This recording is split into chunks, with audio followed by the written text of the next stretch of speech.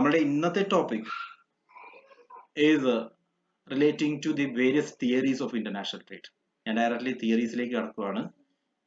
ബാക്കിയുള്ളതിനെല്ലാം, അതായത് ഇപ്പോൾ ട്രേഡ് ആയാലും താരിഫ് ആയാലും ഇതെല്ലാം നമ്മൾ ഡീറ്റെയിൽ ആയിട്ട് വീണ്ടും ഡിസ്കസ് ചെയ്യുന്നുണ്ട്. സോ ഇന്നത്തെ നമ്മുടെ ടോപ്പിക് ഇത്രയും ഒരു ഏരിയയിൽ മാത്രമായിട്ട് ഞാൻ ചുരുക്കുകയാണ്. 4-5 തിയറീസ് മാത്രം ഡിസ്കസ് ചെയ്യുന്നു. ഈ 4-5 തിയറികൾ ക്ലിയർ ആയിട്ട് മനസ്സിലാക്കുക എന്നുള്ളത് മസ്റ്റ് ആണ്. ബിക്കോസ് എന്തായാലും നമുക്ക് അതിൽ നിന്നും ക്വസ്റ്റ്യൻസ് എക്സ്പെക്ട് ചെയ്യാം. അതുകൊണ്ടാണ്. സോ മെർക്കന്റിലിസം കൺസെപ്റ്റ് നമ്മൾ ഓൾറെഡി പറഞ്ഞതാണ്. 1870s കൂടി നമ്മൾ കണ്ടതാണ് ഗ്ലോബലൈസേഷൻ ഇവോൾവ് ചെയ്യുന്നു. ഗ്ലോബലൈസ്ഡ് ഇറ എന്ന് പറയുന്ന ഒരു കൺസെപ്റ്റ് വരുന്നതോടുകൂടി പുതിയ മാർക്കറ്റുകൾ തേടി രാജ്യങ്ങൾ പോകാൻ തുടങ്ങി. ഈ പുതിയ മാർക്കറ്റ് എന്ന് പറഞ്ഞു കഴിഞ്ഞാൽ ബേസിക് എയിം ഇത്രയേ ഉള്ളൂ. ഒരു രാജ്യത്തിന്റെ development is based on how much gold and silver they procure. ലോകത്തു നിന്നും എത്രയാണോ ഗോൾഡ് അല്ലെങ്കിൽ സിൽവർ അതുപോലുള്ള നമ്മുടെ സ്വന്തം കൺട്രിയിലേക്ക് എക്സ്പോർട്ട് വഴി എത്രമാത്രം ബെനിഫിറ്റ് വരുന്നുണ്ടോ ആ ബെനിഫിറ്റ് ആണ് ഒരു കൺട്രിയുടെ ഡെവലപ്മെന്റ് എന്ന് വിശ്വസിക്കുന്ന തിയറിയാണ് മെർക്കന്റിലിസം. ഞാൻ റിപ്പീറ്റ് ചെയ്യാം.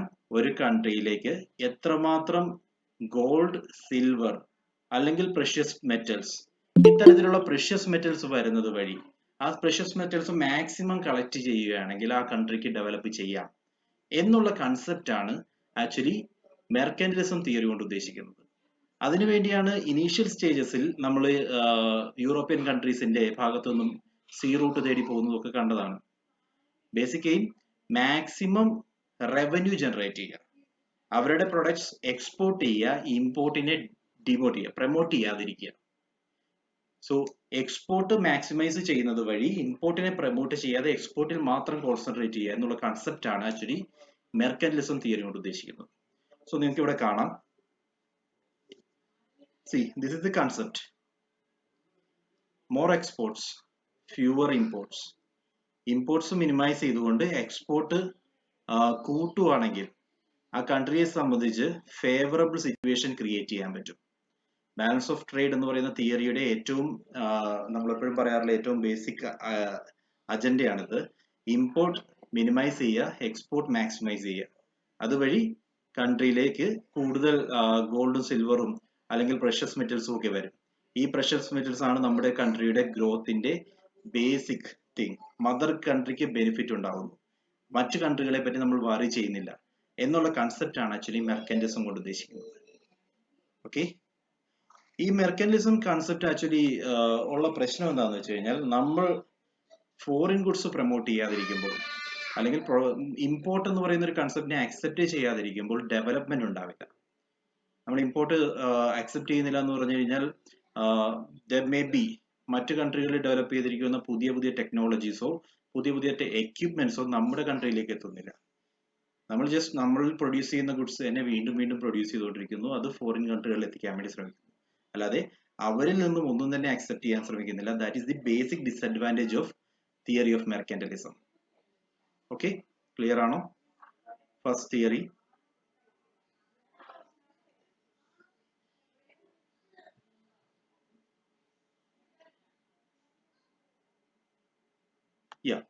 തിയറി നോക്കുക. ഞാനിപ്പോ പറഞ്ഞ കൺസെപ്റ്റ് ഒന്ന് എലാബറേറ്റ് ചെയ്യുകയാണ്. ഫസ്റ്റ് ബേസിക് പോയിന്റ് ആയിട്ട് മനസ്സിലാക്കേണ്ടത്, മെർക്കന്റിലിസം തിയറിയിൽ നമ്മൾ മാക്സിമം പ്രഷ്യസ് മെറ്റൽസ് കളക്ട് ചെയ്യുക ആൻഡ് അതുവഴി നമ്മളുടെ കൺട്രി റിച്ച് ആകുക എന്ന് പറയുന്ന ഒരു കൺസെപ്റ്റ് മാത്രമേ മെർക്കന്റിലിസത്തിലുള്ളൂ. മാക്സിമം പ്രഷ്യസ് മെറ്റൽസ് കളക്ട് ചെയ്യുക, അതുവഴി റിച്ച് ആകുക. ഈ പ്രഷ്യസ് മെറ്റൽസ് നമ്മൾ കളക്ട് ചെയ്യുക എന്ന് പറയുന്നത്, precious metal means gold or silver or any other precious stones. നമുക്ക് ഗെയിൻ ചെയ്യാവുന്ന എന്തെങ്കിലും പ്രഷ്യസ് ആയിട്ടുള്ള ആർട്ടിലറീസ് ആണ് ആക്ച്വലി മെറ്റൽസ് എന്നുള്ള ടേം കൊണ്ട് ഉദ്ദേശിക്കുന്നത്. അങ്ങനെ കളക്ട് ചെയ്യുന്നത് വഴി നമ്മുടെ കൺട്രി റിച്ച് ആകുക എന്നുള്ള കൺസെപ്റ്റ് ആണ് ആക്ച്വലി മെർക്കന്റിലിസ്റ്റ് വ്യൂ. ദെൻ രണ്ടാമതായിട്ട് maximise export and minimise imports. നമ്മളിവിടെ പ്രൊമോട്ട് ചെയ്യുന്നത് എക്സ്പോർട്ടിനെയാണ്. എന്തുകൊണ്ടാണ്? നമ്മുടെ എയിം എന്ന് പറയുന്നത് കളക്ടിങ് പ്രഷ്യസ് മെറ്റൽസ് ആണ്. സോ എക്സ്പോർട്ടിനെ മാക്സിമം പ്രൊമോട്ട് ചെയ്യുകയാണെങ്കിൽ നമ്മുടെ കയ്യിൽ നിന്നും ഗുഡ്സ് പോകുന്നുണ്ട്, നമുക്ക് റിട്ടേൺ ആയിട്ട് ഈ പറയുന്ന പ്രഷ്യസ് മെറ്റൽസ് കിട്ടുന്നു. മൂന്നാമതായിട്ട് it is A zero sum game. എന്താണ് ഈ സീറോ സം ഗെയിം? നമ്മൾ ഏബിൾ ആണെങ്കിൽ, നമ്മൾ ഒരു പ്രൊഡക്റ്റ് പ്രൊഡ്യൂസ് ചെയ്യാൻ സാധിക്കുകയാണെങ്കിൽ നമ്മൾ അതിനെ എക്സ്പോർട്ട് ചെയ്യുന്നു. സോ ആ എക്സ്പോർട്ട് ചെയ്യുന്ന കൺട്രിക്ക് ഒരു പോസിറ്റീവ്. വേറസ് ഇമ്പോർട്ട് ചെയ്യുന്ന കൺട്രിക്ക് ഒന്നും തന്നെ തിരിച്ച്, അതായത് അവർക്ക് ഒരു പ്രൊഡക്റ്റും എക്സ്പോർട്ട് ചെയ്യാൻ സാധിക്കുന്നില്ല. ഇത് അതായത് എല്ലാ കൺട്രികളും എക്സ്പോർട്ടിൽ മാത്രമാണ് കോൺസെൻട്രേറ്റ് ചെയ്യുന്നത്, ഇമ്പോർട്ടിൽ കോൺസെൻട്രേറ്റ് ചെയ്യുന്നില്ല. ഒരു പോസിറ്റീവ് ആൻഡ് നെഗറ്റീവ്. സോ ഇതൊരു സീറോ സം ഗെയിം ആണ്. ഒരു പാർട്ടിക്ക് ഒന്നും തന്നെ കിട്ടുന്നില്ല, മറ്റേ പാർട്ടി മാത്രം ബെനിഫിറ്റഡ് ആകുന്നു. ഇത്തരത്തിലുള്ള ഗെയിമിനെയാണ് സീറോ സം ഗെയിം എന്ന് പറയുന്നത്. സോ മെർക്കന്റലിസ്റ്റ് വ്യൂ പറയുന്നത് എപ്പോഴും ഒരു സീറോ സം ഗെയിമിനെ പറ്റിയാണ്. ദെൻ തിയറിക്ക് ഒരുപാട് ഷോർട്ട് കമ്മിങ്സ് ഉണ്ട്. ബിക്കോസ് ഇവിടെ നമ്മൾ മനസ്സിലാക്കേണ്ട ഏറ്റവും വലിയ ഷോർട്ട് കമ്മിങ് എന്ന് പറയുന്നത് ഇന്റർനാഷണൽ ട്രേഡിന്റെ കൺസെപ്റ്റ് തന്നെ ഈ തിയറിക്ക് അഗേൻസ്റ്റ് ആണ്. ഇന്റർനാഷണൽ ട്രേഡ് എന്ന് പറയുന്നത് ഒരു മ്യൂച്വൽ എഗ്രിമെന്റ് ആണ്, മ്യൂച്വൽ അറേഞ്ച്മെന്റ് ആണ്, അല്ലാതെ ഒരു വൺ സൈഡഡ് ആക്ട് അല്ല. സോ ഇവിടെ സംഭവിക്കുന്നത് ആക്ച്വലി എക്സ്പോർട്ട് ചെയ്യുന്ന കൺട്രി ഗെയിൻ ചെയ്യുന്നു, വേറസ് ഇമ്പോർട്ട് ചെയ്യുന്ന കൺട്രി ലൂസ് ചെയ്യുകയാണ്. ഈ ലൂസ് ചെയ്യുന്ന കൺട്രിക്ക് വേറൊരു രീതിയിലും ഗെയിൻ ചെയ്യാനുള്ള ഒരു ഓപ്ഷനെ ക്രിയേറ്റ് ചെയ്യുന്നില്ല. ബിക്കോസ് ഇമ്പോർട്ട് ചെയ്യുന്ന കൺട്രിക്ക് വേറെ രീതിയിലും ഗെയിൻ ചെയ്യാനുള്ള ഓപ്ഷനെ ക്രിയേറ്റ് ചെയ്യുന്നില്ല. എന്തുകൊണ്ടാ? ഒരു കൺട്രിയും ഇമ്പോർട്ടിനെ പ്രൊമോട്ട് ചെയ്യുന്നില്ല, എല്ലാ കൺട്രികളും എക്സ്പോർട്ടിനെ മാത്രമാണ് പ്രൊമോട്ട് ചെയ്യുന്നത്. ഇത്തരത്തിലുള്ള സിറ്റുവേഷനിൽ ഗെയിൻ ചെയ്യുന്ന കൺട്രി വീണ്ടും വീണ്ടും ഗെയിൻ ചെയ്തുകൊണ്ടിരിക്കും. ദെൻ ലോസ് ചെയ്യുന്ന കൺട്രിക്ക് യാതൊരു ബെനിഫിറ്റും ഉണ്ടാവില്ല. That is the basic disadvantage of mercantilist view. അങ്ങനെ മെർക്കന്റിലിസ്റ്റ് വ്യൂ അക്സെപ്റ്റ് ചെയ്യാൻ പറ്റില്ല എന്ന് പ്രൂവ് ചെയ്യാൻ വേണ്ടി ഒരു പുതിയ തിയറി ക്രിയേറ്റ് ചെയ്തു. ആ തിയറിയാണ് തിയറി ഓഫ് അബ്സല്യൂട്ട് അഡ്വാൻറ്റേജ്.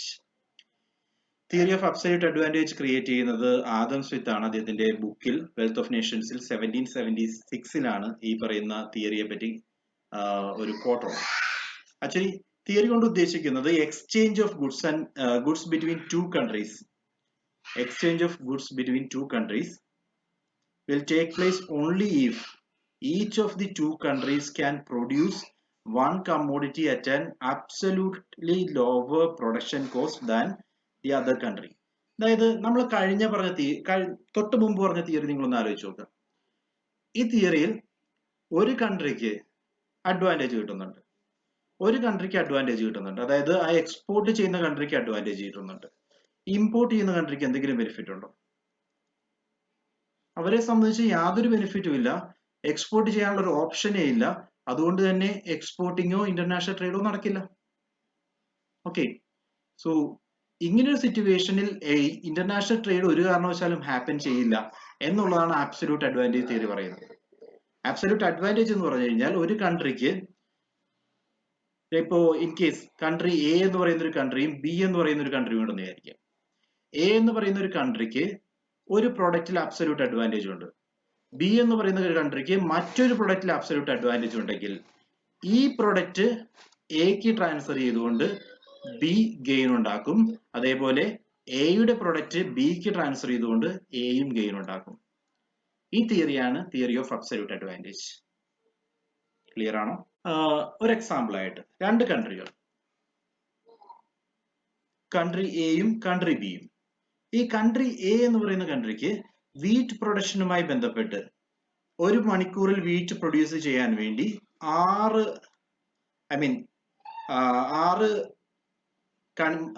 കെട്ടുകൾ അല്ലെങ്കിൽ 6 ഔട്ട്പുട്ട് ആണ് ക്രിയേറ്റ് ചെയ്യാൻ സാധിക്കുന്നത്. Whereas when comes to country B ഒരു മണിക്കൂറിൽ ഉണ്ടാക്കാൻ സാധിക്കുന്നത് ഒരു ഔട്ട്പുട്ട് മാത്രമാണ്. ഓക്കെ, ദെൻ ക്ലോത്തിന്റെ കേസ് എടുക്കുകയാണെങ്കിൽ കൺട്രി എയെ സംബന്ധിച്ച് 4 യൂണിറ്റ്സ് ഓഫ് ഔട്ട്പുട്ട് ആണ് പ്രൊഡ്യൂസ് ചെയ്യാൻ സാധിക്കുന്നത്, ബിയെ സംബന്ധിച്ച് 5 യൂണിറ്റ്സ് ഓഫ് ഔട്ട്പുട്ട് ആണ് പ്രൊഡ്യൂസ് ചെയ്യാൻ സാധിക്കുന്നത്. സോ ഈ രണ്ട് കൺട്രികളിൽ അബ്സല്യൂട്ട് അഡ്വാൻറ്റേജ് ഏത് കൺട്രിക്കാണ് നോക്കുക. So when comes to wheat production country എക്കാണ് അബ്സല്യൂട്ട് അഡ്വാൻറ്റേജ് ഉള്ളത്. When comes to cloth production country ബിക്കാണ് അബ്സല്യൂട്ട് അഡ്വാൻറ്റേജ് ഉള്ളത്. സോ ഇങ്ങനെ ഒരു സിറ്റുവേഷൻ വന്നു കഴിഞ്ഞാൽ, ഇങ്ങനെ ഒരു സിറ്റുവേഷൻ വന്നാൽ മാത്രമേ ഇന്റർനാഷണൽ ട്രേഡിലേക്ക് ഒരു കൺട്രി പോകൂ എന്നാണ് അബ്സല്യൂട്ട് അഡ്വാൻറ്റേജ് തിയറി വഴി ആദം സ്മിത്ത് എക്സ്പ്ലെയിൻ ചെയ്യുന്നത്. അതായത് ഒരു കൺട്രിക്ക് അബ്സല്യൂട്ട് അഡ്വാൻറ്റേജ് കിട്ടിക്കഴിഞ്ഞാൽ മാത്രമേ ആ കൺട്രി മറ്റൊരു കൺട്രിയുമായിട്ട് എക്സ്പോർട്ടിന് തയ്യാറാവൂ. അതനുസരിച്ച് അവിടെ നിന്നും ഒരു പ്രൊഡക്റ്റ് ഇമ്പോർട്ടിനും വരണം, എന്നാലേ ഈ തിയറി വർക്ക് ആവുള്ളൂ. ക്ലിയർ ആണോ? സോ ഇപ്പോൾ പറഞ്ഞ തിയറി പ്രകാരം എ എന്ന് പറയുന്ന കൺട്രിക്ക് വീറ്റ് പ്രൊഡക്ഷനിൽ അബ്സല്യൂട്ട് അഡ്വാൻറ്റേജ് ഉണ്ട്. വെറാസ് ബി എന്ന് പറയുന്ന കൺട്രിക്ക് ക്ലോത്തിന്റെ പ്രൊഡക്ഷനിൽ അബ്സല്യൂട്ട് അഡ്വാൻറ്റേജ് ഉണ്ട്. അങ്ങനെയാണെങ്കിൽ ബി ക്ലോത്ത് എക്ക് സെല് ചെയ്യുന്നു, പകരമായിട്ട് എ വീറ്റ് ബിക്ക് സെല് ചെയ്യുന്നു. ഈ സിറ്റുവേഷൻ ആണ് അബ്സല്യൂട്ട് അഡ്വാൻറ്റേജ് തിയറി കൊണ്ട് ഉദ്ദേശിക്കുന്നത്. ഓക്കെ, തിയറി ക്ലിയർ ആണോ?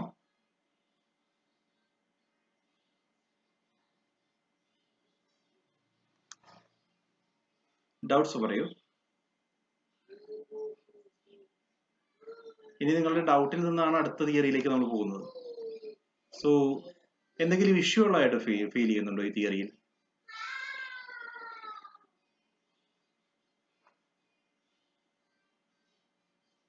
ഏതെങ്കിലും ഒരു കേസിൽ രണ്ട് കൺട്രികൾക്കും പരസ്പരമല്ലാതെ ഒരു കൺട്രിക്ക് തന്നെയാണ് അബ്സല്യൂട്ട് അഡ്വാൻറ്റേജ് എങ്കിൽ എക്സ്പോർട്ടിംഗ് നടക്കും.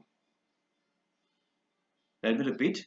ഒരു കൺട്രി, ഇപ്പൊ കൺട്രി എക്ക് തന്നെയാണ് രണ്ട് സിറ്റുവേഷനിലും അബ്സല്യൂട്ട് അഡ്വാൻറ്റേജ് കിട്ടുന്നതെങ്കിൽ കൺട്രി ബിക്ക് യാതൊരു അഡ്വാൻറ്റേജും ഉണ്ടാവുന്നില്ല. ഇൻ ദാറ്റ് കേസ് ബി എന്ന് പറയുന്ന കൺട്രി ഇത്തരത്തിലൊരു എക്സ്പോർട്ട് എഗ്രിമെന്റിന് തയ്യാറാകുമോ? ഇല്ല.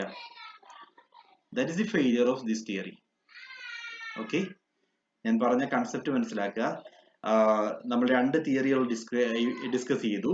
ഒന്നാമത്തെ തിയറി മെർക്കാന്റലിസ്റ്റ് ആണ്. മെർക്കാന്റലിസ്റ്റ് വിശ്വസിച്ചിരുന്നത് എക്സ്പോർട്ട് മാത്രം, ഇമ്പോർട്ടിനെ പ്രൊമോട്ട് ചെയ്യേണ്ട ഓൾഡ് കൺസെപ്റ്റ് ആണ്. നമ്മൾ എപ്പോഴും പറയാറുണ്ട് എക്സ്പോർട്ട് പ്രൊമോട്ട് ചെയ്യുകയാണെങ്കിൽ ബാലൻസ് ഓഫ് പേയ്മെന്റിൽ ബെനിഫിറ്റ് ഉണ്ടാവും, ഇമ്പോർട്ട് മാക്സിമം കുറയ്ക്കാൻ നോക്കുക. ആക്ച്വലി അത് പോസിബിൾ ആണ്. ഇമ്പോർട്ട് നമ്മൾ മാക്സിമം കുറയ്ക്കുക എന്ന് പറഞ്ഞു കഴിഞ്ഞാൽ നമ്മുടെ കയ്യിലേക്ക് ഫോറിൻ പ്രൊഡക്ട്സ് ഒന്നും വരുന്നില്ല. ഇനി globalised world without foreign product നമുക്ക് ഒരു കാരണവശാലും സസ്റ്റൈനബിൾ ഡെവലപ്മെന്റ് എഷ്യൂർ ചെയ്യാൻ സാധിക്കില്ല.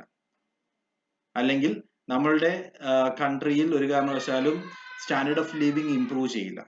അതുകൊണ്ട് എക്സ്പോർട്ട് മാത്രം എന്ന് പറയുന്ന ഒരു കൺസെപ്റ്റ് ഒരു കാരണവശാലും നിലനിൽക്കില്ല. അതുകൊണ്ടാണ് ഫസ്റ്റ് തിയറി മെർക്കാന്റലിസ്റ്റ് വ്യൂ ഫെയിൽ ആകുന്നത്. രണ്ടാമത്തെ തിയറി നമ്മൾ പറഞ്ഞു there must be absolute advantage. International trade നടക്കണമെങ്കിൽ ആദം സ്മിത്തിന്റെ വ്യൂവിൽ രണ്ട് കൺട്രികൾ തമ്മിൽ ട്രേഡ് നടത്തണമെങ്കിൽ രണ്ട് കൺട്രിക്കും ഓരോ പ്രൊഡക്റ്റിൽ അബ്സല്യൂട്ട് അഡ്വാൻറ്റേജ് ഉണ്ടാവണം. എന്നാൽ മാത്രമേ അവർ പരസ്പരം ട്രേഡ് നടത്താൻ തയ്യാറാകൂ. അതിനുള്ള എക്സാമ്പിൾ ആയിട്ടാണ് നമ്മൾ പറഞ്ഞത് കൺട്രി എക്ക് വീറ്റ് പ്രൊഡക്ഷനിൽ അബ്സല്യൂട്ട് അഡ്വാൻറ്റേജ് ഉണ്ട്, വേറാസ് കൺട്രി ബിക്ക് ക്ലോത്ത് പ്രൊഡക്ഷനിൽ അബ്സല്യൂട്ട് അഡ്വാൻറ്റേജ് ഉണ്ട്. ഇങ്ങനെ വന്ന സിറ്റുവേഷനിൽ അവർ പരസ്പരം കൺട്രി എ അവരുടെ കയ്യിൽ നിന്നും വീറ്റ് കൊടുക്കുന്നു, കൺട്രി ബി അവരുടെ കയ്യിൽ നിന്നും ക്ലോത്ത് കൊടുക്കുന്നു, പരസ്പരം എക്സ്ചേഞ്ച് ആയി. ഇങ്ങനെ നടക്കുവാണെങ്കിൽ ഇന്റർനാഷണൽ ട്രേഡ് ഹാപ്പൻ ചെയ്യുമെന്നാണ് ആക്ച്വലി ആദം സ്മിത്തിന്റെ വ്യൂ. ഈ ആദം സ്മിത്തിന്റെ വ്യൂ ഫെയിൽ ആകുന്നത് ഈ സിറ്റുവേഷനിലാണ്. സിറ്റുവേഷൻ നോക്കുക. ആദം സ്മിത്ത് പറഞ്ഞത് actually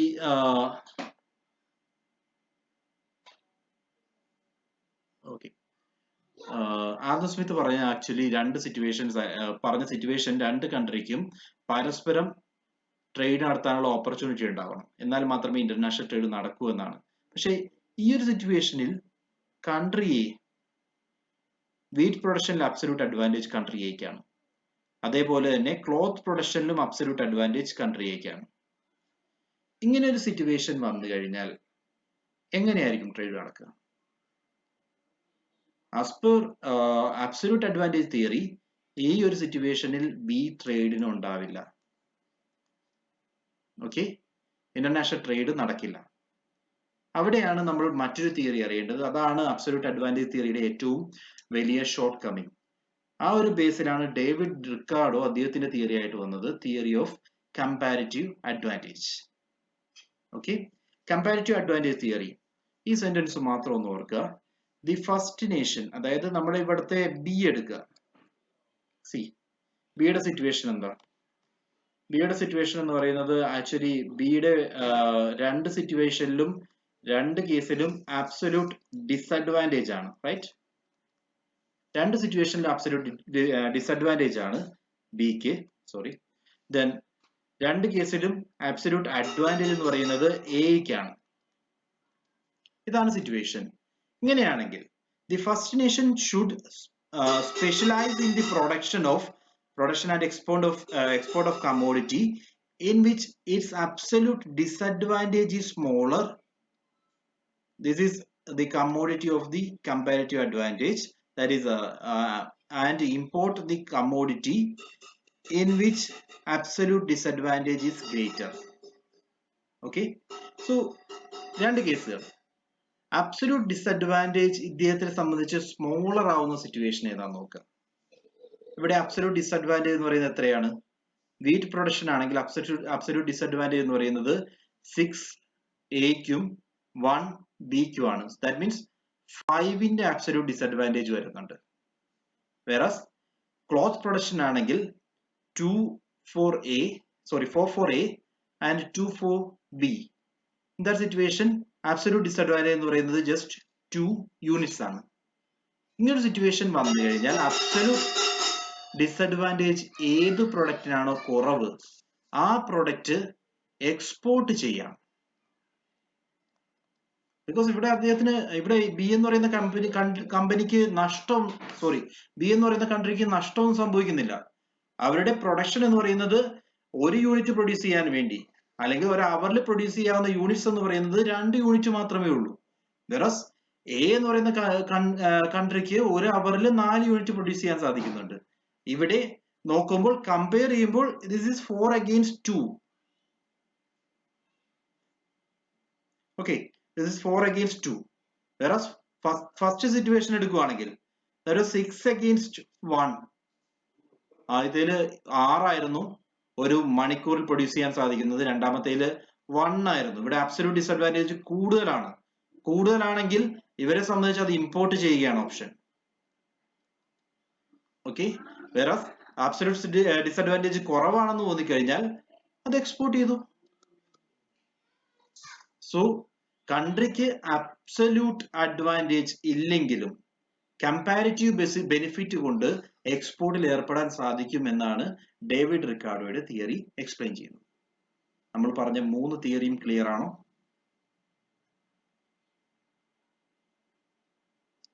theory of comparative advantage,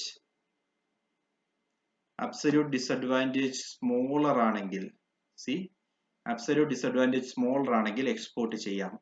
absolute disadvantage greater ആണെങ്കിൽ ഇമ്പോർട്ട് ആയിരിക്കും ബെറ്റർ ഓപ്ഷൻ. ഇതാണ് തിയറിയുടെ സമ്മറി. 3 തിയറിയിൽ ഏതെങ്കിലും ഡൗട്ട്സ് ഉണ്ടോ? ഏതെങ്കിലും ഡൗട്ട് ഉണ്ടോ?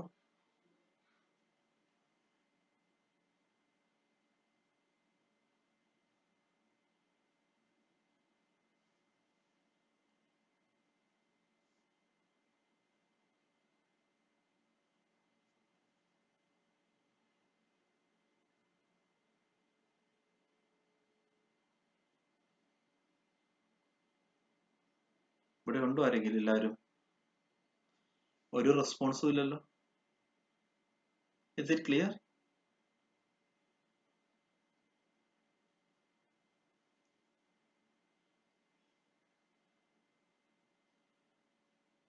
ഓക്കെ, ക്ലിയർ ആണ്. ഫൈൻ. അങ്ങനെയാണെങ്കിൽ 4ാമത്തെ തിയറിയിലേക്ക് നമ്മൾ പോകുന്നു. ഇവിടെയും ഒരു പ്രശ്നമുണ്ട്. അതായത് നമ്മൾ ഇതുവരെ പറഞ്ഞ തിയറിയിലെല്ലാം ആബ്സല്യൂട്ട് അഡ്വാൻറ്റേജ് നോക്കിയത്.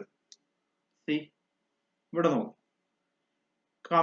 ഒരു കൺട്രിയുടെ പ്രൊഡക്ഷൻ, പ്രൊഡക്ഷൻ എന്ന് പറയുന്നത് വീറ്റും ക്ലോത്തും ആണ്. ഈ 2 പ്രൊഡക്റ്റും ലേബർ ഇന്റൻസീവ് ആണ്, റൈറ്റ്? ഈ 2 പ്രൊഡക്റ്റും ലേബർ ഇന്റൻസീവ് ആണ്. ലേബർ ഇന്റൻസീവ് എന്ന് പറയുമ്പോൾ തന്നെ പ്രൊഡക്റ്റുമായിട്ട് ബന്ധപ്പെട്ട് വരുന്ന ഏക ഫാക്ടർ എന്ന് പറയുന്നത് ലേബർ ആണ്.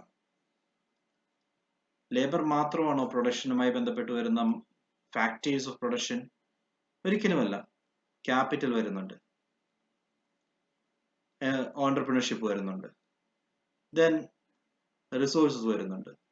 സോ ഈ പറയുന്ന ബാക്കി 3 ഫാക്ടേഴ്സിനെയും എങ്ങനെയാണ് അഫക്ട് ചെയ്യുന്നതെന്നോ ഈ 3 ഫാക്ടേഴ്സിനെ പറ്റിയോ ചിന്തിക്കാതെയാണ് ആക്ച്വലി ഈ 3 തിയറികളും ഡെവലപ്പ് ചെയ്തിട്ടുള്ളത്. 3 തിയറിയിലെ ഫസ്റ്റ് തിയറി നമുക്ക് ഒഴിവാക്കാം, മെർക്കന്റിലിസം വേണ്ട. ബാക്കി 2 തിയറികൾ അബ്സല്യൂട്ട് അഡ്വാൻറ്റേജും കമ്പാരിറ്റീവ് അഡ്വാൻറ്റേജും എടുത്തു കഴിഞ്ഞാൽ ഈ 2 തിയറിയിലെയും കോൺസെൻട്രേറ്റിംഗ് പോയിന്റ് എന്ന് പറയുന്നത് ലേബർ മാത്രമാണ്. ലേബർ മാറുന്നതിനനുസരിച്ച് ലേബറിലുള്ള അബ്സല്യൂട്ട് അഡ്വാൻറ്റേജ്, അല്ലാതെ ഈ പറയുന്ന പ്രൊഡക്ഷനുമായി ബന്ധപ്പെട്ട് ലേബർ ചാർജസ് മാത്രമല്ല, ക്യാപിറ്റൽ ഇറക്കേണ്ടി വരും. സോ അല്ലെങ്കിൽ ഓണ്ടർപ്രണർഷിപ്പ് വരുന്നുണ്ട്, അതും അല്ലെങ്കിൽ റോ മെറ്റീരിയൽ വരുന്നുണ്ട്. ഇതിനെപ്പറ്റി ഒന്നും ഈ പറഞ്ഞ ഒരു തിയറികളിലും കോൺസെൻട്രേഷനോ അല്ലെങ്കിൽ ഒരു എക്സ്പ്ലനേഷനോ നടത്തിയിട്ടില്ല. സോ ഈ അതർ ഫാക്ടേഴ്സ് എന്ന് പറയുന്ന കൺസെപ്റ്റ് വരുമ്പോൾ നമ്മളുടെ മൂന്നാമത്തെ തിയറിയും ഫെയിൽ ആവുകയാണ്. മൂന്നാമത്തെ തിയറി ആയിരുന്നു കമ്പാരിറ്റീവ് അഡ്വാൻറ്റേജ് തിയറിയും അതോടുകൂടി ഫെയിൽ ആവുകയാണ്. ഓക്കെ, നാലാമത്തെ തിയറി ഹെക്സ്ചർ-ഓഹ്ലിൻ തിയറി ഓഫ് ട്രേഡ്. ഹെക്സ്ചറും ഓഹ്ലിനും എലി ഹെക്സ്ചറും ദെൻ ബെർട്ടിൻ ഓഹ്ലിനുമാണ് തിയറി പ്രപ്പോണ്ട് ചെയ്തത്. ഈ തിയറി 3 പേരുകളിൽ അറിയപ്പെടും. ഒന്നാമത്തെ പേരാണ് ഫാക്ടർ എൻഡോമെന്റ് തിയറി, രണ്ടാമത്തത് modern theory of trade, then Heckscher Ohlin Samuelson theorem. ഇതെല്ലാം ഈ തിയറിയുടെ പേരാണ്. ആക്ച്വലി തിയറി കൊണ്ട് ഉദ്ദേശിക്കുന്നത് international trade is purely based on factor endowment. Okay, international trade എന്ന് പറയുന്നത് ഫാക്ടർ എൻഡോമെന്റിനെ ബേസ് ചെയ്തിട്ടാണ്. അല്ലാതെ ഇതുവരെ നമ്മൾ പറഞ്ഞതുപോലെ ഒരു കോമ്പറ്റീറ്റീവ് അഡ്വാൻറ്റേജോ അബ്സല്യൂട്ട് അഡ്വാൻറ്റേജോ മെർക്കാന്റലിസ്റ്റ് വ്യൂവിലോ ഒന്നും ബേസ് ചെയ്തിട്ടല്ല. ഫാക്ടർ എൻഡോമെന്റ് ആണ് ഇമ്പോർട്ടന്റ് തിങ്. ഫാക്ടർ എൻഡോമെന്റ് എന്ന് പറഞ്ഞു കഴിഞ്ഞാൽ the amount of labour, land, money, then entrepreneurship that could be exploited for manufacturing within a country. Then countries with large factor endowments are often financially better than countries with less factor endowment. So ഒരു കൺട്രിയെ സംബന്ധിച്ച് അവർക്ക് എത്രമാത്രം labour spend ചെയ്യാൻ സാധിക്കും, ലേബറിൽ എത്രമാത്രം amount spend ചെയ്യാൻ പറ്റും, then മണി എത്രമാത്രം ഉണ്ടാവും, അല്ലെങ്കിൽ ഓൺട്രപ്രണർഷിപ്പ് എത്രമാത്രം പ്രൊമോട്ട് ചെയ്യപ്പെടുന്നുണ്ട്, അല്ലെങ്കിൽ ലാൻഡ് സഫീഷ്യൻസി എത്രമാത്രം ഉണ്ട്. ഇതിന്റെ എല്ലാത്തിന്റെയും ബേസിലാണ് ഇന്റർനാഷണൽ ട്രേഡിൽ ആ കൺട്രി ഇറങ്ങണമോ വേണ്ടയോ എന്ന് തീരുമാനിക്കുന്നത്. So these are the basic factors that determine whether a country needs to export or import എന്നുള്ള കാര്യം. ഓക്കെ, തിയറി ഹെക്സ്ചർ-ഓഹ്ലിൻ തിയറിയാണ്. ഹെക്സ്ചർ-ഓഹ്ലിൻ തിയറി പ്രകാരം ഇതുവരെ പറഞ്ഞ കൺസെപ്റ്റിൽ ലേബർ എന്ന് പറയുന്ന ഒറ്റ ഫാക്ടറിനെ മാത്രമേ കൺസിഡർ ചെയ്തിരുന്നുള്ളൂ. ഇവിടെ വന്നപ്പോൾ ലേബർ എന്ന് പറയുന്ന ഒരു ഫാക്ടർ മാത്രമല്ല ആക്ച്വലി ഇന്റർനാഷണൽ ട്രേഡിനെ അഫക്ട് ചെയ്യുന്നത്. എല്ലാ ഫാക്ടേഴ്സും, it includes land, money, entrepreneurship and labour. ഈ പറയുന്ന ഓരോ ഫാക്ടറും ഇന്റർനാഷണൽ ട്രേഡിനെ അഫക്ട് ചെയ്യുന്നുണ്ട്. ഈ പറയുന്ന ഓരോ ഫാക്ടറും ഉണ്ടെങ്കിൽ മാത്രമേ കൺട്രികൾ തമ്മിൽ ഇന്റർനാഷണൽ ട്രേഡ് ഹാപ്പൻ ചെയ്യുള്ളൂ. ഓക്കെ, അതാണ് ഹെക്സ്ചർ-ഓഹ്ലിൻ തിയറി.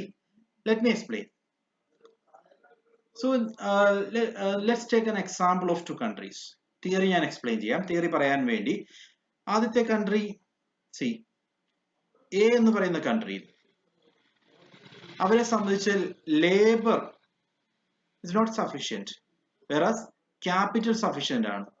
ഇത്തരത്തിലുള്ള ഒരു കൺട്രിയുടെ എക്സാമ്പിൾ പറയാമോ? USA.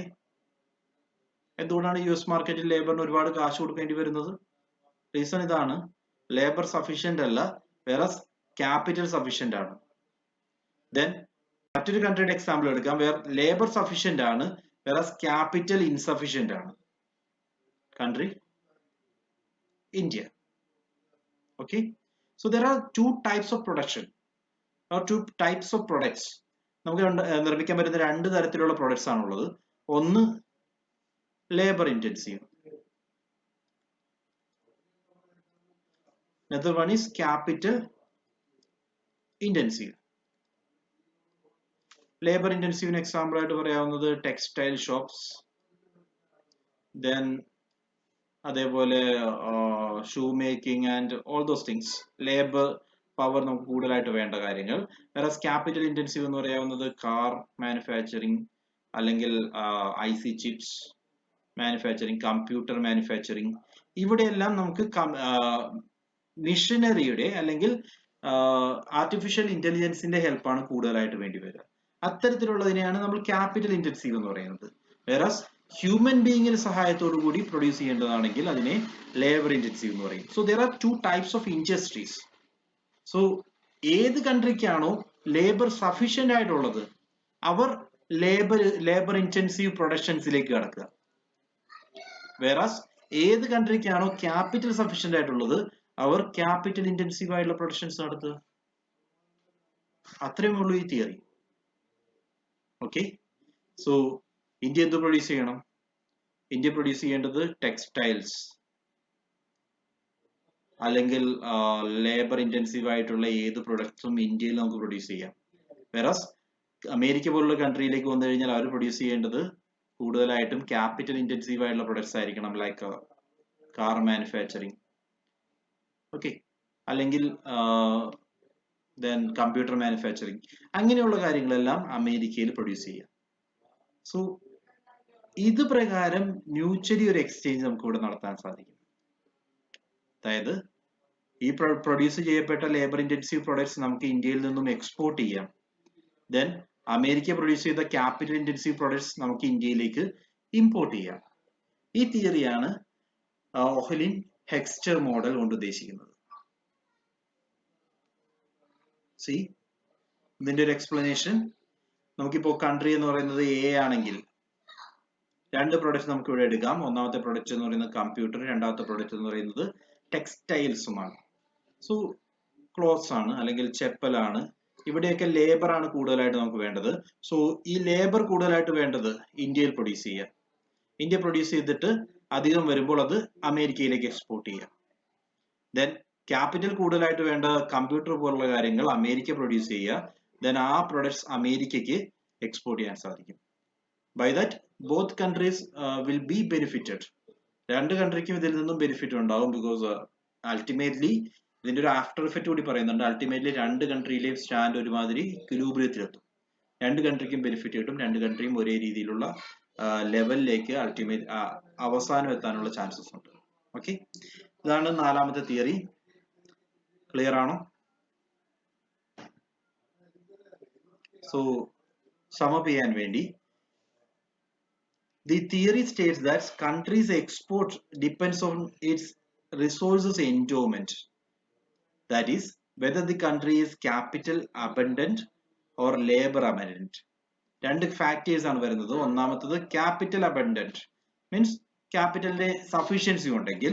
രണ്ടാമത്തത് ലേബർ അബണ്ടന്റ്, ലേബറിന്റെ സഫീഷ്യൻസി ഉണ്ടെങ്കിൽ. സോ ക്യാപിറ്റൽ അബണ്ടന്റ് ആണെങ്കിൽ അവർക്ക് പ്രൊഡ്യൂസ് ചെയ്യാവുന്നത് ക്യാപിറ്റൽ ഇന്റൻസീവ് ഗുഡ്സ് ആണ്. അതായത് റിലേറ്റീവ്ലി ക്യാപിറ്റൽ ഇന്റൻസീവ് ഗുഡ്സ് ഈ പറയുന്ന കൺട്രി USA പോലുള്ള കൺട്രികൾ പ്രൊഡ്യൂസ് ചെയ്യുവാണെങ്കിൽ അവർക്ക് അതിനകത്ത് വരുന്ന എക്സ്പെൻസ് എന്ന് പറയുന്നത് റിലേറ്റീവ്ലി ചീപ്പർ ആയിരിക്കും. ബിക്കോസ് കമ്പ്യൂട്ടേഴ്സ് ഉണ്ടാക്കാൻ അറിയാം, അതേപോലെ സപ്പോർട്ട് ചെയ്യുന്ന ആർട്ടിഫിഷ്യൽ ഇന്റലിജൻസിന്റെ സപ്പോർട്ടോട് കൂടിയായിരിക്കും കാര്യങ്ങൾ ചെയ്യുന്നത്. ലേബർ പവർ അധികമായിട്ട് യൂസ് ചെയ്യാത്തത് കൊണ്ട് അവരെ സംബന്ധിച്ച് ഈ പ്രൊഡക്ഷൻ എന്ന് പറയുന്നത് ചീപ്പർ ആയിരിക്കും. വെറസ് ഇന്ത്യ പോലുള്ള ലേബർ അബണ്ടന്റ് കൺട്രി ആണെങ്കിൽ നമുക്കിവിടെ ലേബർ ഇന്റൻസീവ് ആയിട്ടുള്ള പ്രൊഡക്ട്സ് ചീപ്പർ ആയിട്ട് നിർമ്മിക്കാൻ സാധിക്കും. Like another ചീപ്ലി than another country. എന്തുകൊണ്ടാണ് BPOs ഇന്ത്യയിൽ വളരുന്നതെന്ന് ചോദിച്ചു കഴിഞ്ഞാൽ അതിനുള്ള ഉത്തരവാണിത്. ബിസിനസ് പ്രോസസ് ഔട്ട്സോഴ്സിംഗ് കമ്പനീസ് ഇന്ത്യയിൽ കൂടുതലായിട്ട് കോൺസെൻട്രേറ്റ് ചെയ്യാനുള്ള കാരണം ചീപ്പ് ലേബർ ആണ്. ഓക്കെ, സോ ഓട്ടോമൊബൈൽ കമ്പനീസ് അമേരിക്കയിൽ കൂടുതലായിട്ട് കാണാനുള്ള കാരണം that is because of capital abundancy. Okay, so Heckscher-Ohlin model clear ആണോ? That was our fourth theory.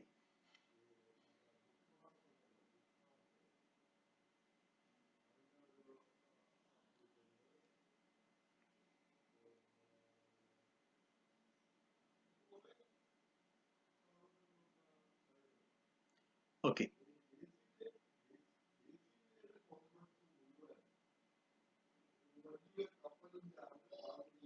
yeah, fine. So ഇവിടെ ഒരു പ്രശ്നം ഫീൽ ചെയ്യുന്നുണ്ട്. ഇവിടുത്തെ നിലവിലുള്ള പ്രശ്നം എന്താ? നമ്മളിവിടെ പറഞ്ഞു നിർത്തിയത് ഇന്ത്യ പോലുള്ള കൺട്രികൾ they must produce labor intensive products എന്നാണ് അല്ലേ?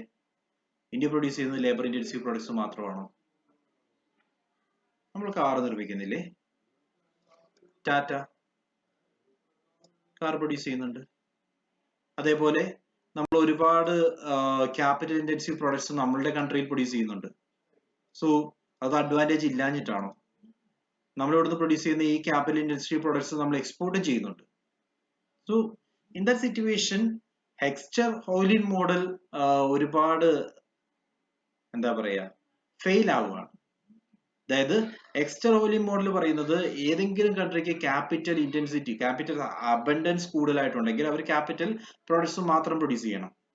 വേറാസ് മറ്റു കൺട്രികൾ ലേബർ അബണ്ടൻസ് കൂടുതലായിട്ടുള്ള കൺട്രികൾ അവർ ലേബർ പ്രൊഡക്ട്സ് മാത്രം പ്രൊഡ്യൂസ് ചെയ്യണം.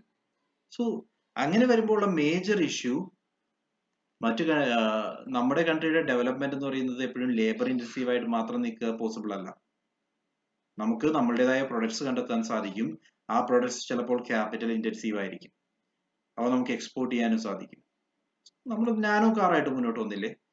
So it's A capital intensive product. നമുക്ക് ആക്ച്വലി അത് നിർമ്മിക്കാൻ സാധിച്ചു. നമ്മൾ അതുമായിട്ട് മുന്നോട്ട് വന്നു. നമ്മൾ മൊബൈൽ ഫോൺ യൂസ് ചെയ്യുന്നില്ലേ? ഇന്ത്യൻ മൊബൈൽസ് ഉണ്ടല്ലോ. ദെൻ അതേപോലെ തന്നെ ഫോറിൻ മൊബൈൽസും നമ്മൾ പാരലലി മാർക്കറ്റിൽ കാണുന്നുണ്ട്. ഇതെല്ലാം വരുമ്പോൾ ആക്ച്വലി ഈ തിയറി ഫെയിൽ ആവുകയാണ്. അതുമായി ബന്ധപ്പെട്ടാണ് ഏറ്റവും latest theory, that is new trade theory. New trade theory എന്ന് പറയുന്നത് ഡെവലപ്പ് ചെയ്യുന്നത് 1970s-ലാണ്. ഡെവലപ്പ് ചെയ്തത് ആക്ച്വലി പോൾ ക്രഗ്മാൻ ആണ്. ക്രഗ്മാന്റെ തിയറി പറയുന്നത്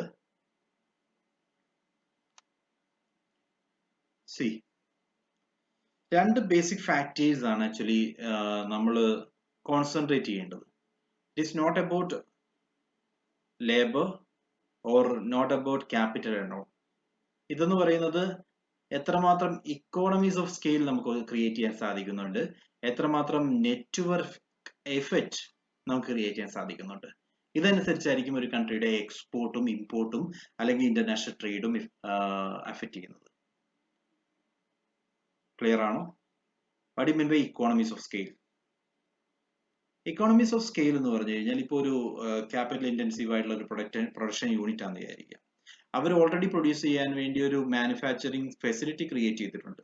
ആ മാനുഫാക്ചറിങ് ഫെസിലിറ്റിയിൽ ഒരു അഡീഷണൽ യൂണിറ്റ് പ്രൊഡ്യൂസ് ചെയ്യണമെങ്കിൽ അഡീഷണൽ ആയിട്ടൊരു 1 lakh യൂണിറ്റ് കൂടി പ്രൊഡ്യൂസ് ചെയ്തിട്ട് അവർ പ്രൊഡ്യൂസ് ചെയ്യാൻ വേണ്ടി തീരുമാനിക്കുകയാണ്. ഇൻ ദാറ്റ് കേസ് അങ്ങനെ ഒരു പ്രൊഡക്ഷൻ നടത്തണമെങ്കിൽ അവർക്ക് വരാവുന്ന അഡീഷണൽ എക്സ്പെൻസ് എന്ന് പറയുന്നത് വേരിയബിൾ കോസ്റ്റ് മാത്രമായിരിക്കും. ഓക്കെ, ഇനീഷ്യലി ഫിക്സഡ് കോസ്റ്റ് വന്നിട്ടുണ്ട്, ബിൽഡിങ്ങിന്റെ കോസ്റ്റ് വന്നിട്ടുണ്ട്, ദെൻ മിഷനറിയുടെ കോസ്റ്റ് വന്നിട്ടുണ്ട്. ഇതൊന്നും രണ്ടാമത്തെ പ്രൊഡക്ഷനെ നമ്മളെ അഫക്റ്റ് ചെയ്യുന്നില്ല. സോ അഡീഷണൽ യൂണിറ്റ് പ്രൊഡ്യൂസ് ചെയ്യുമ്പോൾ നമുക്ക് വരുന്ന expense is variable only. Variable എന്ന് പറയുമ്പോൾ നമ്മൾ ആ റോ മെറ്റീരിയൽ പ്രൊക്യൂർ ചെയ്യാൻ വന്നതും അല്ലെങ്കിൽ അതുമായിട്ട് ബന്ധപ്പെട്ട് വരുന്ന വേരിയബിൾ ആയിട്ടുള്ള എക്സ്പെൻസുകൾ മാത്രമാണ് നമുക്ക് വരുന്നത്. In that case variable expense മാത്രമേ വരുന്നുള്ളെങ്കിൽ ബാക്കി ആര് പ്രൊഡ്യൂസ് ചെയ്യുന്നതിനേക്കാൾ ബെറ്റർ ആയിട്ട് നമ്മുടെ കമ്പനിക്ക് പ്രൊഡ്യൂസ് ചെയ്യാൻ സാധിക്കും. അതുവഴി നമുക്ക് അഡീഷണൽ പ്രൊഡക്ഷൻ ക്രിയേറ്റ് ചെയ്യാൻ സാധിച്ചു കഴിഞ്ഞാൽ ഈ അഡീഷണൽ പ്രൊഡക്ഷൻ ഇന്റർനാഷണൽ ബിസിനസ്സിലേക്ക് നമുക്ക് ഇൻട്രൊഡ്യൂസ് ചെയ്യാൻ സാധിക്കും. അവിടെ നേരത്തെ പറഞ്ഞ പോലെ റിയൽ കോസ്റ്റ് അല്ല വരുന്നത്, വേരിയബിൾ കോസ്റ്റ് മാത്രമേ നമുക്ക് വരുന്നുള്ളൂ. അതാണ് ഒന്നാമത്തെ അഡ്വാൻറ്റേജ്, ഒന്നാമത്തെ മെയിൻ പോയിന്റ്. വെറസ് രണ്ടാമത്തെ മെയിൻ പോയിന്റ് എന്ന് പറയുന്നത് നെറ്റ്വർക്ക് എഫക്ട്സ് ആണ്. നെറ്റ്വർക്ക് എഫക്ട് എന്താണെന്ന് മനസ്സിലാക്കണമെങ്കിൽ ജസ്റ്റ് നിങ്ങൾ ഓർക്കുക, നിങ്ങളുടെ മൊബൈലിൽ കിടക്കുന്ന ഫേമസ് ആയിട്ടുള്ള ഏതെങ്കിലും ഒരു ആപ്പ് ആപ്പിനെ പറ്റി ഒന്ന് ചിന്തിച്ചാൽ മതി. Example WhatsApp. ഈ പറയുന്ന പ്രൊഡക്റ്റിന്റെ നെറ്റ്വർക്ക് എന്ന് പറയുന്നത് ഏത് കൺട്രിയിൽ പ്രൊഡ്യൂസ് ചെയ്തു അല്ലെങ്കിൽ ഏത് കൺട്രിയിൽ whether it is capital intensive അല്ലെങ്കിൽ ലേബർ ഇന്റൻസീവ് എന്ന് പറയുന്നതല്ല, എത്ര പേര് ഈ പ്രൊഡക്റ്റ് യൂസ് ചെയ്യുന്നുണ്ട് എന്നുള്ളതാണ്. Okay, it's all about the network. എത്രമാത്രം ഏരിയയിലേക്ക് ഈ പ്രൊഡക്റ്റ് എത്തിയിട്ടുണ്ട് അത്രമാത്രം ഈ പ്രൊഡക്റ്റിന് ഡിമാൻഡ് ഉണ്ടായിരിക്കും. ഓക്കെ, അതാണ് ഈ തിയറി പറയുന്നത്. സോ ഇങ്ങനെ ഒരു തിയറി പ്രകാരം, തിയറി ഞാൻ എക്സ്പ്ലെയിൻ ചെയ്യാം. ഒരു എക്സാമ്പിൾ വെച്ചിട്ട് മൊബൈൽ ഫോണിന്റെ എക്സാമ്പിൾ എടുക്കാം. ഹിയർ നമ്മളെല്ലാവരും മൊബൈൽ ഫോൺ യൂസ് ചെയ്യുന്നുണ്ട്. ഇന്ത്യ മൊബൈൽ ഫോൺ പ്രൊഡ്യൂസ് ചെയ്യുന്നുണ്ട്, അതേപോലെ തന്നെ ഇന്ത്യ എക്സ്പോർട്ടും ചെയ്യുന്നുണ്ട്. Right, mobile phone India produce ചെയ്യുന്നുണ്ട്, ഇന്ത്യ ഇമ്പോർട്ടും ചെയ്യുന്നുണ്ട്. സോറി, ലൈക്ക് ആപ്പിൾ പോലുള്ള ഫോണുകൾ നമ്മൾ ഇമ്പോർട്ട് ചെയ്യുന്നു. വേറസ് മൈക്രോമാക്സ്, കാർബൺ പോലുള്ള ഫോണുകൾ ഇന്ത്യയിൽ തന്നെ നമ്മൾ പ്രൊഡ്യൂസ് ചെയ്യുന്നു. ഓക്കെ, രണ്ടും ഇവിടെ ഹാപ്പൻ ചെയ്യുന്നുണ്ട്. കഴിഞ്ഞ തിയറിയിൽ അങ്ങനെയല്ലല്ലോ പറഞ്ഞത്. കഴിഞ്ഞ തിയറി പറഞ്ഞത് പ്രൊഡക്റ്റ് ബേസ് ചെയ്തിട്ട്, പ്രൊഡക്ട്സ് എന്ന് പറയുമ്പോൾ നമ്മളുടെ ഇതുവരെയുള്ള തിയറികളിൽ പ്രൊഡക്റ്റ് കൺസെപ്റ്റ് എന്ന് പറയുന്നത് ഒരു ബ്രോഡർ കൺസെപ്റ്റ് ആണ്. ഒരു പ്രൊഡക്റ്റ്, ആ പ്രൊഡക്റ്റിന് പല തലങ്ങളുണ്ട്, പല ടൈപ്പ് ഉണ്ട് എന്നുള്ള ബേസിക് ഐഡിയ ഇതുവരെയുള്ള തിയറികളിലൊന്നും നമുക്ക് കാണാൻ സാധിക്കില്ല. ക്ലിയർ?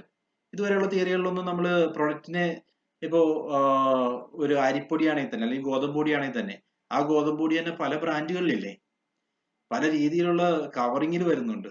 നമ്മൾ ഇതിനെല്ലാം ജനറലൈസ് ചെയ്യുക ചെയ്തത്. വേറെ സെയിം പ്രോഡക്റ്റ് എന്ന് പറയുന്നത് തന്നെ പല രീതിയിൽ നമുക്ക് അവതരിപ്പിക്കാം. പ്രൊഡക്റ്റ് ഡിഫറൻസിയേഷൻ നടത്തി പല രീതിയിൽ നമുക്ക് മാർക്കറ്റിലേക്ക് എത്തിക്കാം.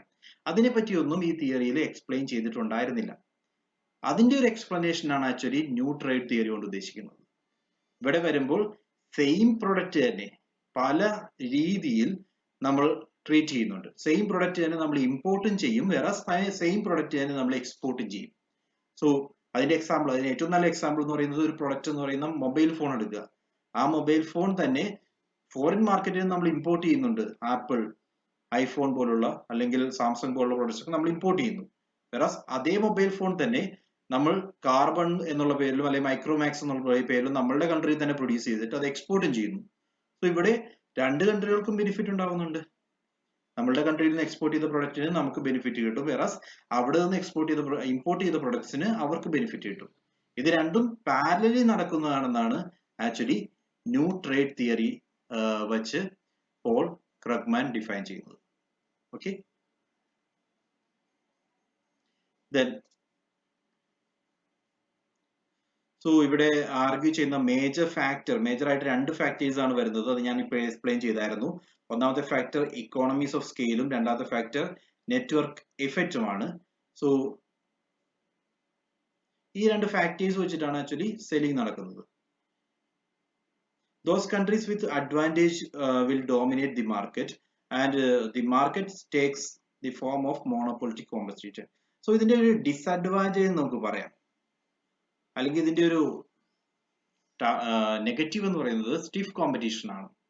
ഇവിടെ മൊബൈൽ നമ്മൾ മാർക്കറ്റിൽ പല രീതിയിലുള്ള മൊബൈൽ ഫോൺ അവൈലബിൾ ആണ്. എത്രമാത്രം ഡിമാൻഡ് മൈക്രോമാക്സിനും കാർബണിനും കിട്ടുന്നുണ്ട് when we compare it with other Chinese or American products. അത് നോക്കുക. സോ അവർ തമ്മിൽ കോമ്പീറ്റ് ചെയ്യുന്ന രീതി എന്ന് പറയുന്നത് മോണോപോളിസ്റ്റിക് കോമ്പറ്റീഷൻ ആണ്. ഇതിൽ ഏറ്റവും നമ്പർ 1 ആകാൻ വേണ്ടി ഇവർ പരസ്പരം ഫൈറ്റ് ചെയ്യുന്നു.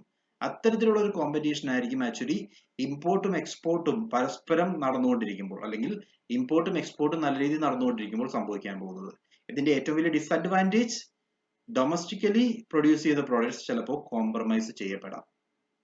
ഓക്കെ, ഡൊമസ്റ്റിക്കലി പ്രൊഡ്യൂസ് ചെയ്ത ചെറുകിട പ്രൊഡക്റ്റുകൾ പലപ്പോഴും ഈ ഒരു തിയറി വെച്ചിട്ട് കോംപ്രമൈസ് ചെയ്യപ്പെടാം. അത് ആക്ച്വലി സംഭവിക്കുന്നുണ്ട്. സോ ഏറ്റവും ജെന്യുവൻ ആയിട്ടുള്ള തിയറി അല്ലെങ്കിൽ ഏറ്റവും അക്സെപ്റ്റബിൾ ആയിട്ടുള്ള തിയറി എന്ന് പറയുന്നത് ഇപ്പോൾ ന്യൂ ട്രേഡ് തിയറിയാണ്. ആൻഡ് നെറ്റ്വർക്ക് ഇഫക്റ്റ് ഞാൻ ഒന്നുകൂടി എക്സ്പ്ലെയിൻ ചെയ്യുന്നു. Network effect is the way one person value of a good or service is affected by the value of another good or service. So നമ്മൾ use ചെയ്യുന്ന ഒരു പ്രൊഡക്റ്റിന്റെ value, ആ പ്രൊഡക്റ്റിന്റെ value മറ്റൊരു പ്രൊഡക്റ്റിന്റെ വാല്യൂവുമായി ബന്ധപ്പെട്ട് എത്രമാത്രം അഫക്റ്റ് ചെയ്യപ്പെടുന്നുണ്ട്. അതായത് നമ്മുടെ മുന്നിൽ പല ചോയ്സസ് വരുവാണെങ്കിൽ, നമ്മുടെ മുന്നിൽ പല ചോയ്സസ് വരുമ്പോഴാണ് അതിന്റെ ഡിമാൻഡ് കൂടുന്നത്.